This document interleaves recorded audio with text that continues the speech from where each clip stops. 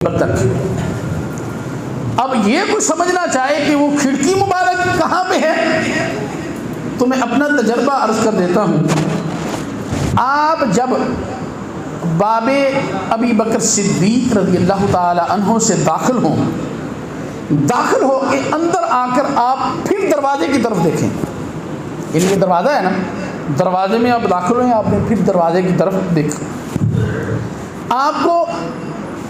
اتنی جو ہے وہ ایک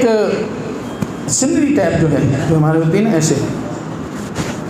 اس کے اوپر جو ہے وہ کچھ الفاظ عربی میں لکھے ہوئے نظر آئیں گے،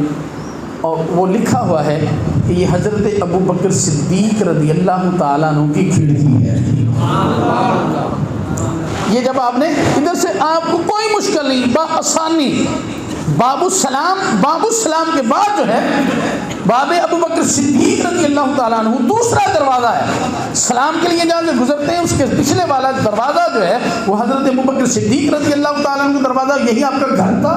اور یہاں سے حضرت ابو بکر صدیق رضی اللہ تعالیٰ عنہ نکلا کرتے تھے، اور ادھر سے میرے آقا نکلا کرتے تھے، اور جو روایتیں ہیں